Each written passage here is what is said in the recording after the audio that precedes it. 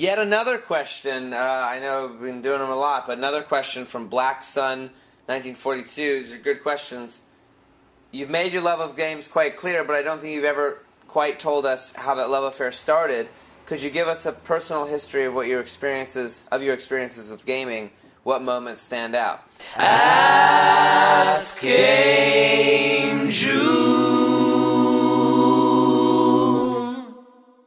Yeah, so no, it's true. I don't think I've ever exactly totally gone into specific detail. I know that if you notice, the blowing the dust out of the cartridge, that is my mind pieces, are really geared towards that. Those are the sort of gaming moments for me. I can talk about the first time I ever remember playing Mario Brothers. I was either like 3 or 4 years old. I was very young, and it was at a neighbor's house. These neighbors, the Lorentz, who sometimes babysat my brother and I.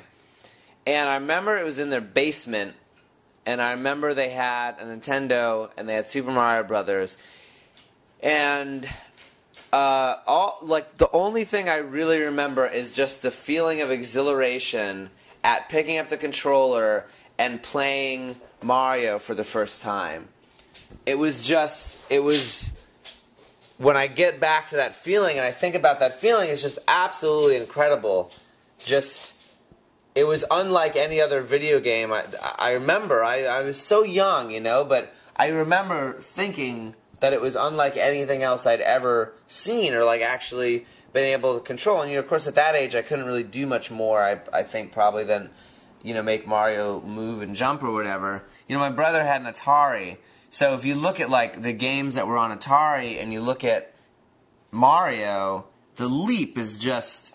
That's my first memory. And I probably have it all wrong, and, you know, I don't know where that memory exactly came from or whatever. But so, basically, here's how my history went. Is that was the first moment, and then we got a Nintendo a little while after that. I got very into Nintendo. We used to, you know, beg my mom to buy me games, and when Super Nintendo came out, obviously I was very excited. I got it with Super Mario World and F-Zero, and of course that was just a great time. So around then I was, what, like 9, 10, 11 years old. But what happened, if you watched Ask GameJew about the music thing, when I started playing music, when I started getting Bob Dylan at the age of 12 or 13, what literally happened was that I stopped playing video games.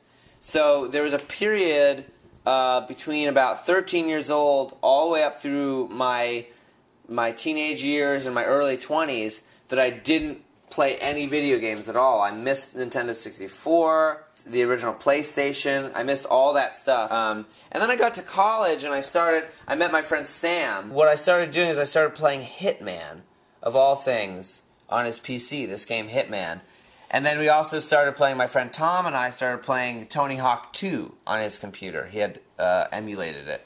Those were the games that somehow got me back into video games. And then I read the article about Miyamoto and how he created Mario and Zelda and everything, and I rebought Nintendo and Super Nintendo and everything on eBay. I bought a GameCube. I played Mario Sunshine. And loved it. And then, you know, my love affair was rekindled with games, and I sort of got back into it. But there was that long period where I was not playing any games at all. So I think that happens to people. I think they just sort of like, they lose interest, and then it comes back, and then it leaves. So, yeah.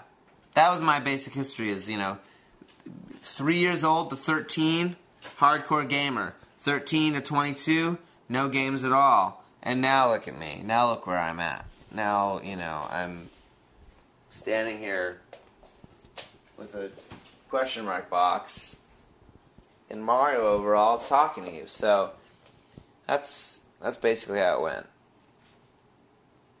More or less.